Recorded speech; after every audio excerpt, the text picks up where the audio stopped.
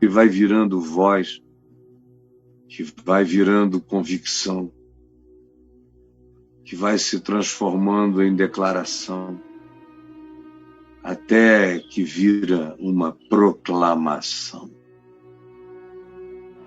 E a proclamação, que começou com uma voz inaudível, agora diz: quero trazer à memória o que me pode dar esperança. Quero trazer à memória o que me pode dar esperança. E não são memórias do meu passado. Eu quero trazer memórias acerca de quem Deus é, do caráter de Deus. Não são memórias do passado, como o Salmo 126 ensina. Restaura, Senhor, a nossa sorte como as torrentes do Negueb. Para esse indivíduo aqui, Jeremias, já não havia nem Negueb, nem torrente, nem nada, estava tudo desolado. Ele está para além do que ainda pode ser restaurado. Tudo tinha sido destruído. Não sobrara nada, nem como metáfora, nem como memória pessoal. Por isso, ele diz: quero trazer à memória o que me pode dar esperança. E o que ele vai dizer que pode dar esperança não tem absolutamente nada a ver com nenhum feito, nenhuma realização, nenhuma ocorrência do passado. Tudo tem a ver apenas com quem Deus é, com que ele aprendeu desde sempre que poderia confiar. E o que ele aprendeu, no que ele poderia confiar, era no caráter de Deus, era em quem Deus era. O Deus que diz que se nós formos infiéis, ele, todavia, permanece fiel, porque não pode negar-se a si mesmo. É acerca desse Deus que ele está falando. Quero trazer à memória o que me pode dar esperança. E o que me pode dar esperança é a grande pergunta, é a grande questão: o que me pode dar esperança? Aí ele lembra de 6, 7 coisas que poderiam firmar a esperança no coração dele. São as mesmas que eu trago para você, que eu trago para mim mesmo e que eu já trouxe para mim mesmo em ocasiões onde tudo estava devastado. Eu não sou um homem que falo a respeito do que nunca experimentei, nem nunca provei, só li em livros. Não, a minha vida é o livro das devastações, das perdas, das glórias que acabaram, das esperanças que morreram. Eu mesmo já fui tratado como um morto, como um ser cujo corpo apenas continuava vivo, mas o resto de mim foi declarado acabado por muita gente. Mas eis que eu estou aqui. Eis que eu estou aqui conhecendo a aflição, a tristeza, a glória desvanecente, a esperança morta. Mas eis que eu estou aqui vivo, levantado, em pé, inteiro, eu mesmo. Amém. E o que é que eu trago? O que eu aprendi? Aprendi dentro do meu próprio coração. Porque esse texto aqui eu conheço desde a minha juventude. Mas tê-lo para mim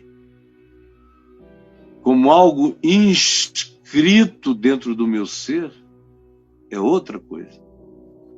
Totalmente diferente. E quem ouve, ouve vendo a diferença. Não é um estudo bíblico. Eu estou falando de algo que eu conheço, que eu já provei, no que eu me estribo e já me estribei, que eu tenho experiência pessoal de que é verdade.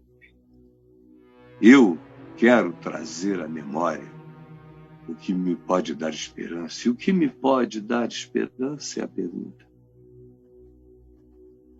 O que pode dar esperança a você é a questão.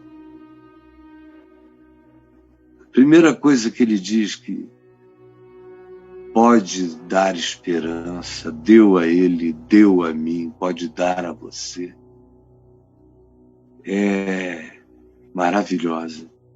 Ele diz: as misericórdias do Senhor são a causa de não sermos consumidos, porque as suas misericórdias não têm fim. Porque as suas misericórdias não têm fim, renovam-se a cada manhã. Que coisa maravilhosa! Quero trazer à memória o que me pode dar esperança. As misericórdias do Senhor são a causa de não sermos todos nós, de não ser eu consumido. Porque essas misericórdias do Senhor renovam-se, se fazem novas, se rejuvenescem, rebrotam toda manhã. Todo dia elas se fazem novas. Meu Deus, que privilégio extraordinário é saber que a minha glória pode morrer, as minhas esperanças perecerem. Todavia eu posso evocar,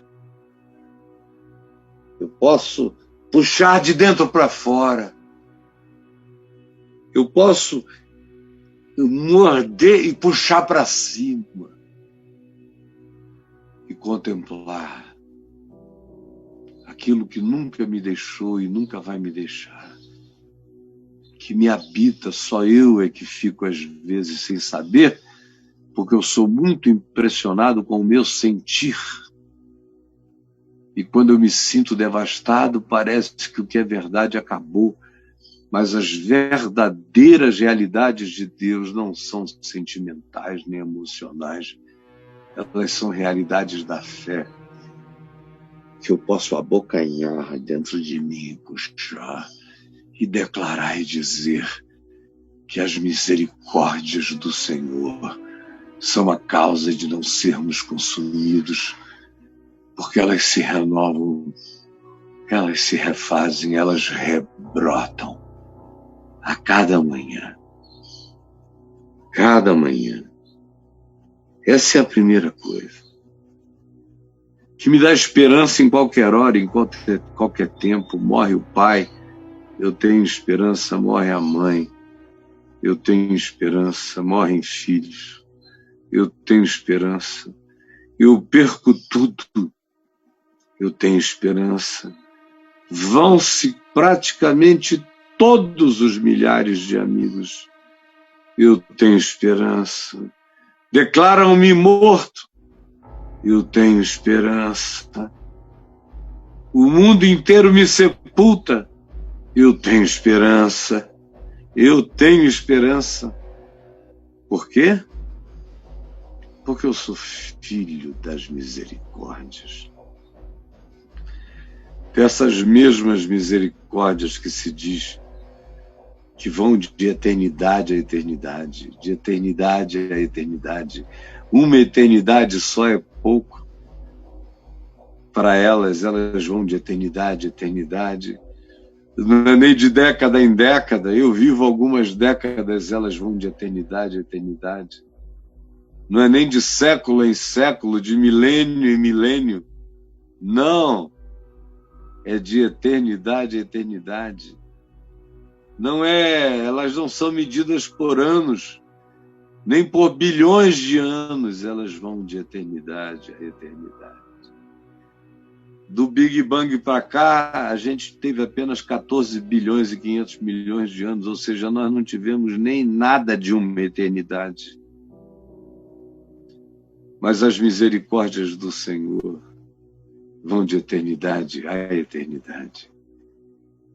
Por isso, é coisa simples para o que existe de eternidade a eternidade se renovar a cada manhã. Elas são a causa de eu não ser consumido, porque elas não param, elas não acabam, elas não murcham, elas não perecem nunca, elas continuam, elas são eternas.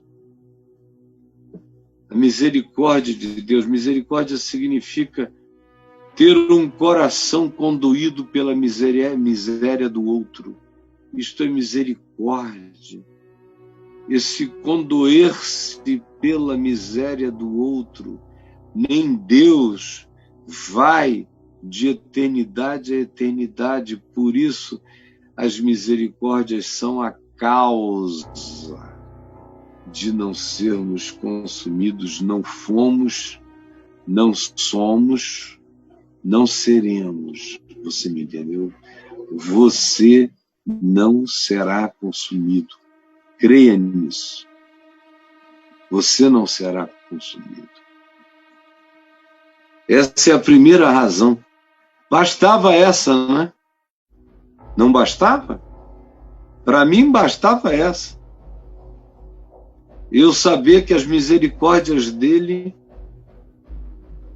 são a matéria-prima da aliança dele comigo. Não são alianças nem de ouro nem de prata, são alianças de misericórdias eternas que ele fez comigo, fez contigo. Essa é a primeira razão. Sua fidelidade é grande. Não só as misericórdias vão de eternidade a eternidade, mas ele é fiel às suas misericórdias. E a fidelidade dele é totalmente ilógica, louca. Como Paulo disse, que se nós somos infiéis, escrevendo a Timóteo, ele disse, olha, guarda isso para sempre no teu coração. Se nós somos infiéis, ele, todavia, permanece fiel. Porque ele não sabe, ele não pode, o Todo-Poderoso não pode certas coisas e ele não pode negar-se a si mesmo. Se somos infiéis, você foi infiel? Ele, todavia, permanece fiel porque não pode negar-se a si mesmo. A segunda grande razão, ele dá aqui, ele diz, olha, se anime, se alegre na sua esperança, sabendo que o Senhor é a sua porção, o Senhor é o seu galardão, o Senhor é o seu tesouro, o Senhor e tudo quanto Ele é a sua herança. Você é um herdeiro de Deus.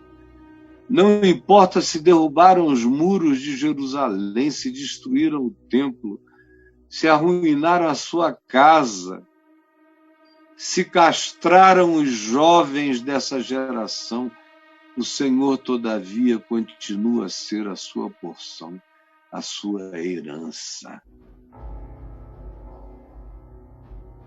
Diz a minha alma. Isso eu preciso ensinar a minha alma.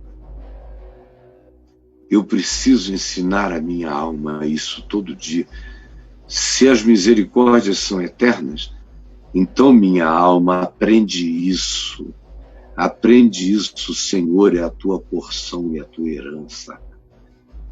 Você que está impressionado com o horizonte imediato, de destruição, de cativeiro, de falências, de Jerusalém transformada em ruínas, de tudo acabado. como se nunca mais nada fosse a ver. Que é isso, Jeremias? Eu estou te falando daqui, 2.600 anos depois, dizendo, olha, não deu tudo certo ainda porque os homens não deixam, mas Jerusalém está lá. Eu preciso ensinar a minha alma, não olhando para o passado do passado, mas olhando pela fé, o Senhor, que é a minha porção e a minha herança. Não é a história que me dá essas esperanças, é a eternidade que me dá essa segurança. Quando eu digo e quando eu sei que o Senhor é a minha porção, o Senhor é a minha herança, fica sabendo disso, minha alma, aprende isso. O Senhor é a tua porção, o Senhor é a tua herança. Aprende isso. Aprende isso. A minha porção é o Senhor. A minha alma diz, aprendeu. Aleluia. Quando a alma aprende que o Senhor é a nossa porção e a nossa herança, ela que é tão fugaz, tão impressionável, tão emocionável, tão dada aos sentimentos, tão sentimental, mas a minha alma só aprende isso quando ela se apega à fé, que sabe que as misericórdias do Senhor vão de eternidade a eternidade. Quando eu, pela fé, tomo posse disso, tudo mais começa a se restaurar em mim. E uma das coisas que se restauram em mim é a minha alma. Minha alma se restaura em mim, a minha alma começa a descansar e a dizer, Senhor é a minha porção, o Senhor é a minha herança. Porque as misericórdias de Deus não têm fim. Então, nada mudou. O Senhor é a minha porção e a minha herança. Sim, porque tudo isso se renova todas as manhãs, porque a sua fidelidade não muda e as misericórdias dele se renovam todo dia. A minha alma aprendeu a se renovar no amor de Deus e a declarar que eu não perdi nada, que está tudo ainda disponível, está tudo ainda passível de ser objeto de posse pela fé. Posse pela fé. A minha porção é o Senhor, porque a sua misericórdia não tem fim. Portanto, esperarei nele, esperarei nele, esperarei nele, esperarei nele. Se é assim, qual é a coisa mais lógica a fazer? Se é assim, esperarei nele. Você que está aí desesperado, você que não só perdeu a esperança, mas entrou em estado de desespero, ouça essa palavra, ela cura, entendeu? O que eu estou te dando é cura, é medicina para a sua alma. Ela cura, ela levanta do leito da depressão, ela levanta do luto da fé, ela levanta da mortalha, tira a mortalha da desesperança de sobre a sua cara. Se você tomar uma decisão de fé e souber que as misericórdias não têm fim, e com base no poder da eternidade que se renova, se colocar em pé, dizendo, este é um novo dia, as suas misericórdias se renovam a cada manhã, elas viajam de eternidade em eternidade, a fidelidade dele É aquela que diz que se eu for infiel, ele continua fiel, porque ele não pode negar-se a si mesmo. Então, eu tenho todas as razões do mundo para crer que a minha esperança, sendo real, a minha porção não murchou, a minha herança não desvaneceu, meu galardão está intocável. Não para o futuro, ele já pode ser um bem precioso em mim agora. Eu posso já viver tomado pela alegria do galardão eterno, para fazer e experimentar o processo de reconstrução de todas as minhas ruínas. Eu já vou reconstruir as minhas ruínas de posse da certeza dos meus galardões, das minhas porções eternas. Você compreendeu? Pela fé. Aí ele dá uma terceira razão para eu trazer à memória o que me pode dar esperança. E diz: bom é o Senhor para os que esperam por ele, para a alma que o busca. Não é maravilhoso? Você pode trazer à memória o que pode lhe dar esperança, sabendo de tudo isso que eu já disse, ainda mais. Bom é o Senhor. Você está falando com aquele que tem prazer na bondade. Com aquele que tem prazer na bondade. Você entendeu? Bom é o Senhor. Bom é o Senhor para os que esperam por ele, para a alma que o busca.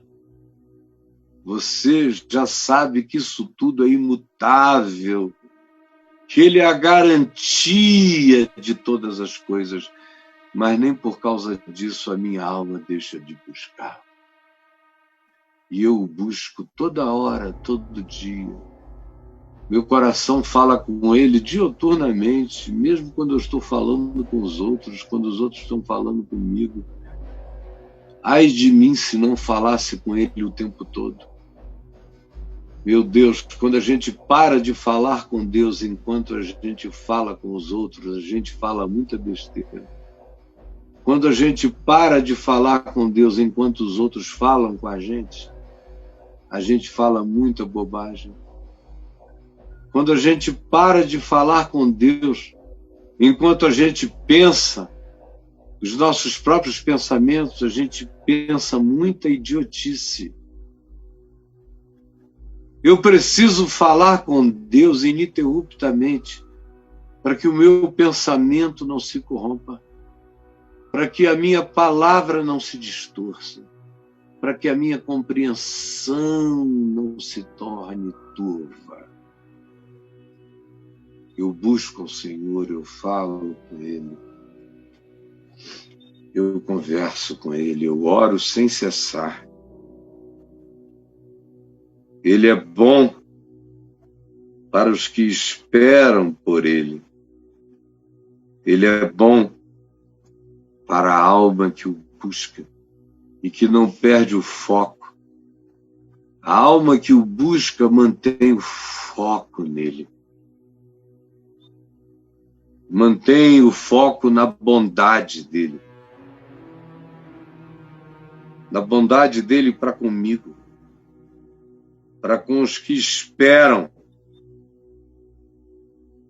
Então eu mantenho a minha esperança viva, porque a bondade e a esperança se encontram, elas se beijam, quando eu vivo nessa certeza da bondade de Deus para comigo.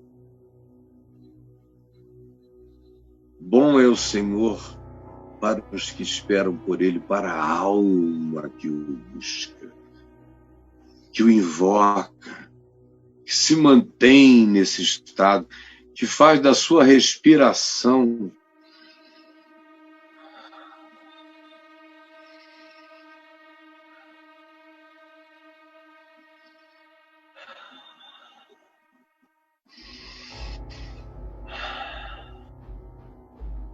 Faz da sua respiração uma invocação ao nome do Senhor, porque bom é o Senhor para os que esperam por Ele, para a alma que o busca. Essa é a terceira razão. A quarta razão pela qual eu quero trazer à memória o que me pode dar esperança e quais são as causas da minha esperança, as misericórdias de eternidade, o galardão de Deus que se mantém intacto para quem espera por Ele, a bondade deles para com os que esperam, para com a alma que o invoca permanentemente. E em quarto lugar, bom é bom é aguardar a salvação do Senhor. Bom é aguardar a salvação do Senhor. Bom é aguardar a salvação do Senhor. É saudável, é terapêutico, é curador. Mantém o ser em estado de dependência. Nos coloca num estado de vigilância, de permanência. Bom é aguardar. Bom é ter os olhos abertos no horizonte da existência, sabendo que a qualquer momento a salvação do Senhor vai brotar para mim e para você. Vai brotar. Bom é aguardar. É contra a lógica humana. A lógica humana não gosta de aguardar, não é? Vocês aqui, milhares de vocês, quando me ouviram ler aqui, bom é aguardar, disseram, poxa, quando é que esse negócio vai chegar?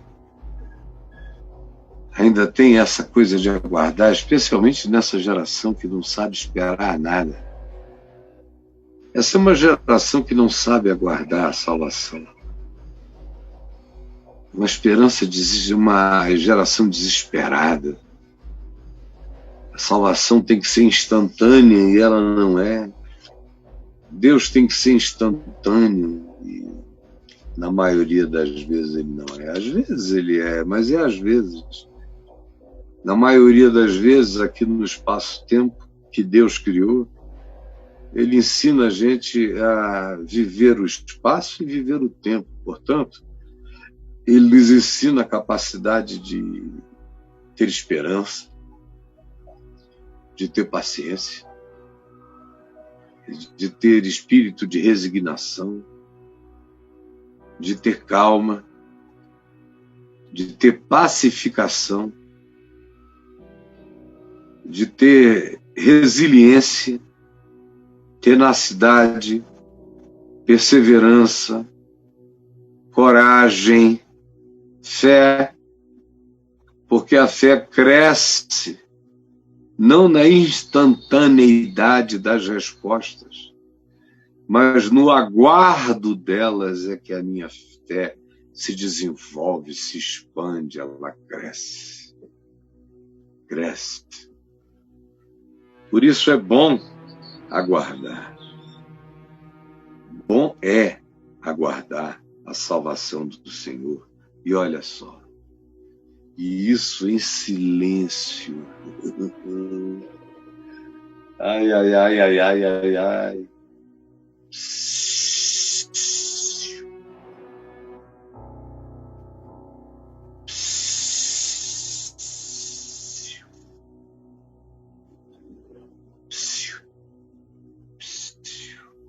Como diz o Salmo, aquietai-vos e sabei que eu sou Deus.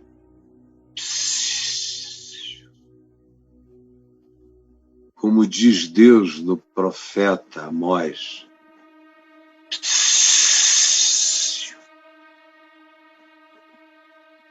O texto original da Bíblia não diz nada. O que está escrito é, em hebraico, silêncio. Bom é aguardar. Bom é aguardar a salvação do Senhor, e isso em silêncio, sem papo. Tem gente que diz que está aguardando a salvação do Senhor, mas fica falando o tempo todo, vai para uma reunião aqui, vai para outra ali, procura um profeta, procura um conselheiro, procura um pastor, procura todo mundo, fala o tempo todo, reclama, resmunga, pergunta se alguém tem uma ideia, se alguém tem uma intuição, se alguém tem uma revelação de quando o Senhor vai fazer essa salvação se manifestar em favor dela. Ai, que coisa chata! Chata é a palavra. Porque você vira um chato quando diz que está esperando a salvação do Senhor, e isso em tagarelice, não é em silêncio. Em resmungação, não em silêncio. Em murmuração, não em silêncio. Bom é o Senhor para os que aguardam a sua salvação, e isso em silêncio, isso quietos. Você vai ter que aprender a aguardar a salvação do Senhor quieto, sem murmuração, sem perguntas, e, sobretudo, minha amiga, meu amigo, sem ansiedade. Sem ansiedade. Vai ter que aprender a aguardar em silêncio, implicando que isso seja em descanso, sem ansiedade, lançando sobre ele toda a nossa ansiedade, porque ele tem cuidado de nós. Essa é a quarta maneira da gente trazer à memória o que nos pode dar esperança, baseando a nossa esperança nessas causas. E aí vem a quinta causa. Bom, aqui já não é bom para o homem o que o Senhor faz, agora tem algo para o homem aprender explicitamente para ele fazer do começo ao fim. Bom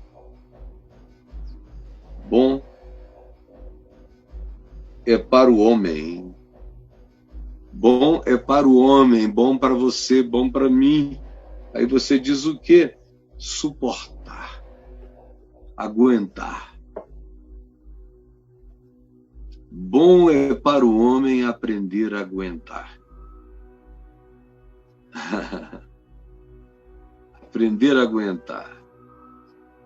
Eu tinha aguentado muitas coisas já na vida.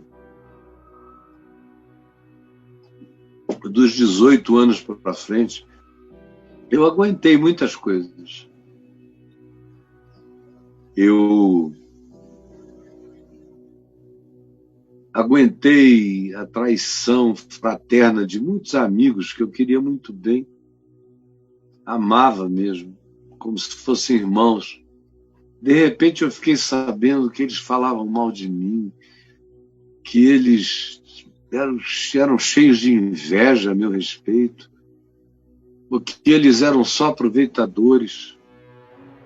E não foram 5 nem 10, foram centenas. É ruim demais, mas eu aprendi, aguentei, suportei tranquilo a traição desses amigos. De 73 até 86, eu tive muito choque. Muita gente em quem eu confiava me enganou, me passou a perna, me deu a volta. E não foram lições pequenas, não. Para a maioria das pessoas seriam lições por uma vida inteira. Elas foram fortes, algumas delas me deixaram alguns dias em profundo estado de pânico, sem saber o que ia fazer. A pessoa tinha contratado milhares e milhares de dólares em meu nome, sem eu saber, e desapareceu em meu nome para eu pagar, levando tudo.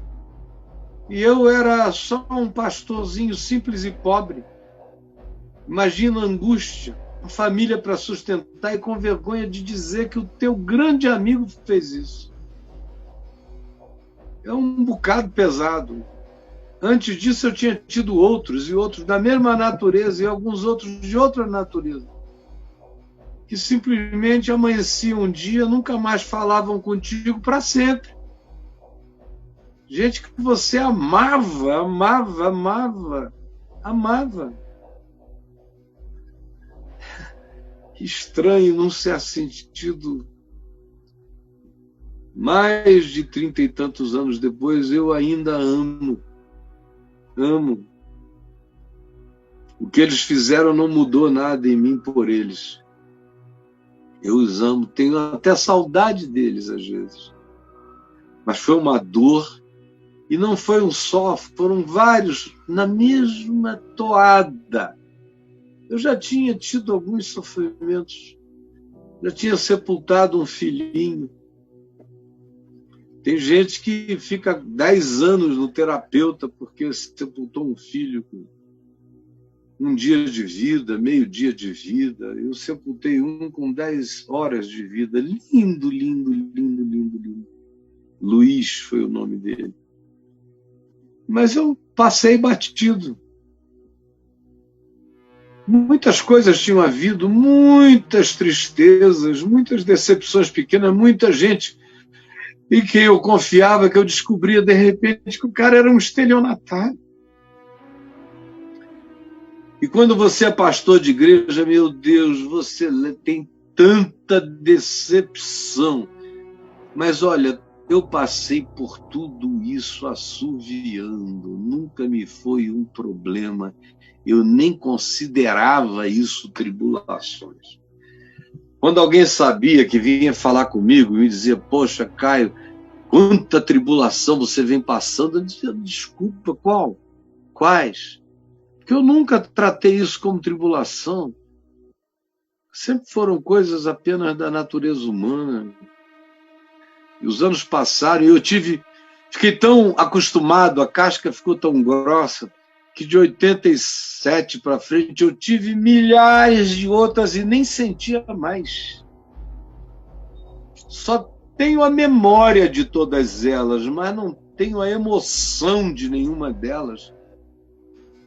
Porque eu aprendi a ser resiliente para com essas coisas que desmancham a tanta gente.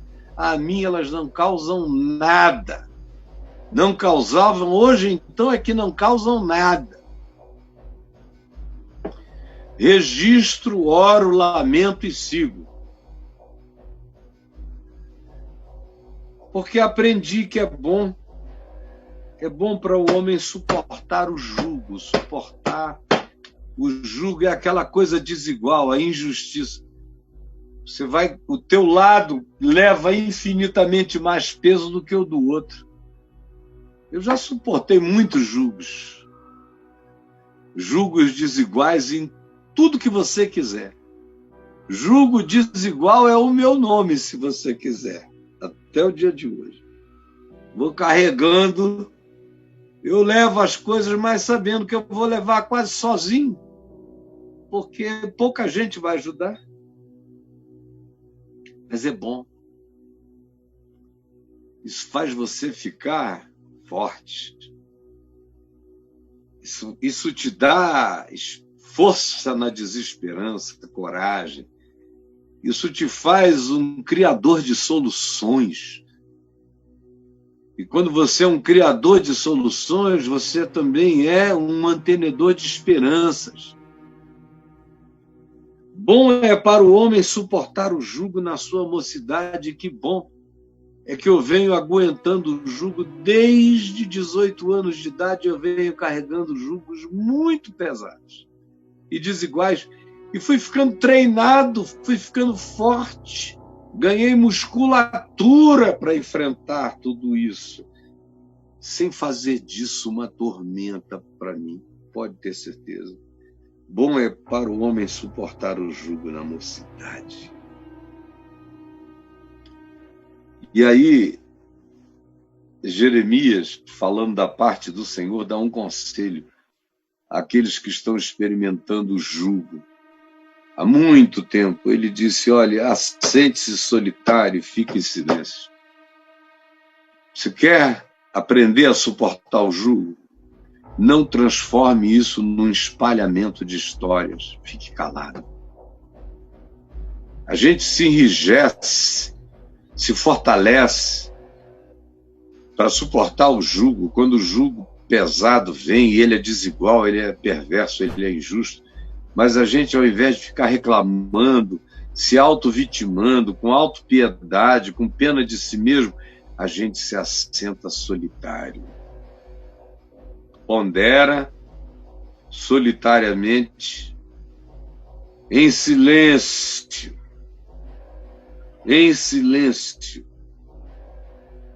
porquanto esse jugo Deus o pôs sobre você.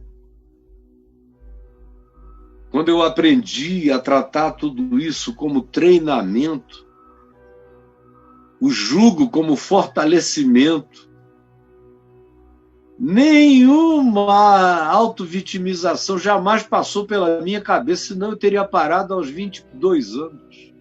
Já tinha demais para não aguentar mais coisa alguma. Mas eu estou aqui aos 65 anos, graças a Deus, cada vez mais forte. É bom para o homem suportar o jugo, eu diria, desde a sua mocidade. Assente-se em silêncio. Assente-se, fique em silêncio, fique quieto, processe, fortaleça-se, enrijeça-se. E mais do que isso, aprenda que foi Deus que permitiu, para você se fortalecer, para você rasgar o apocalipse com esperança. Eu quero, todo dia, aprender a rasgar o apocalipse com esperança. Assente-se solitário, porquanto esse jugo Deus o pôs sobre ele. Ponha a sua boca no pó, se curve, se quebrante em silêncio. É isso que vai fazer de você um homem. Essa é a diferença entre os meninos que choramingam e se auto-vitimam e os homens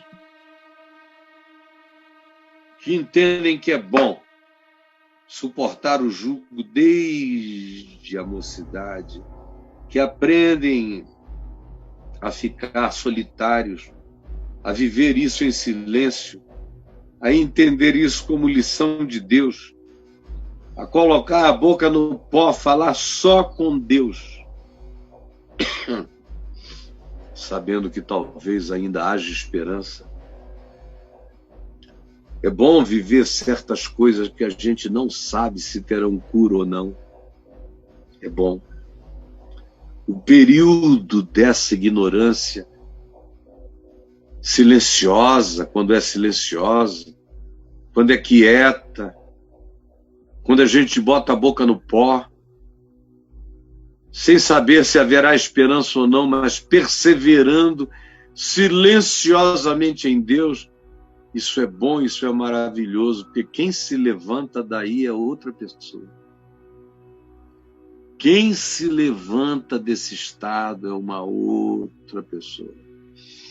É aquela descrita por Paulo lá em Romanos 5, que se gloria nas próprias tribulações, sabendo que a tribulação produz perseverança, e a perseverança experiência, e a experiência esperança. e que a esperança não confunde, porque o amor de Deus é derramado nos nossos corações. É isso que é gerado em nós, quando a gente vive por inteiro essa quinta causa da esperança imorrível no nosso coração. Dê a face ao que o fira.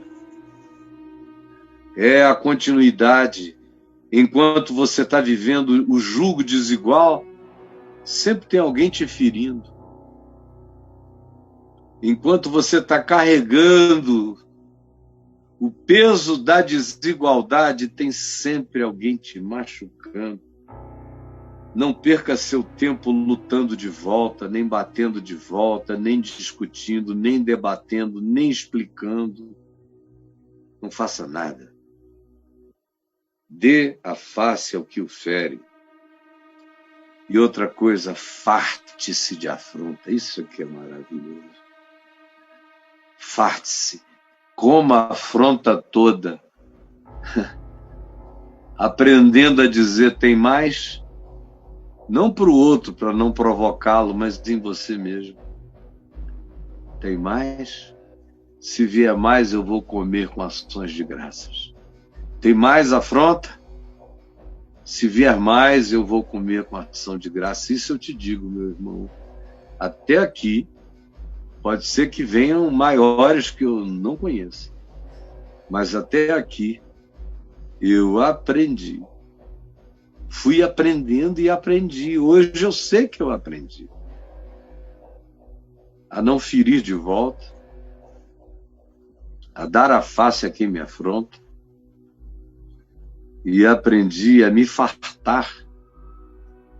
A me fartar dessas injustiças.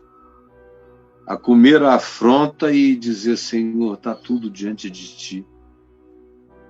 Eu como essas afrontas com ações de graças, porque elas estão me fortalecendo, me enrijecendo, é bom para mim, me faz bem. Eu vou me levantar daqui maior, eu vou me levantar daqui forte. Obrigado pelo treino de musculatura espiritual e psicológica que essas experiências me estão dando. E eu tive doses que eu não quero nem compartilhar com você, doses impensáveis dessas afrontas. Eu me fartei delas, mas não parei de recebê-las com ações de graças. Bateram na minha cara e batem ainda até não aguentarem mais. Eles estão cansando. E olha eu aqui firme e forte. Bater cansa. Mas você aprende a aguentar cacete e apanhar. É até uma estratégia de luta. Quando você sabe que você aguenta pau, cacete, soco, chute, você deixa o cara bater muito no primeiro assalto, no segundo assalto, porque no terceiro ele está com a língua de fora. Ele não aguenta. Às vezes ele cai sozinho, de tanto bater, quem aguenta a pancada? Bota a boca no pó e se levanta. E se levanta. Outro dia eu entrevistei aqui o meu amigo Minotauro, que foi um desses indivíduos que eu vi aguentar mais cacete. Cair com a boca no pó e se levantar, e no fim tá o outro batendo porque ele estava inteiro. Porque ele descobriu que ainda havia esperança.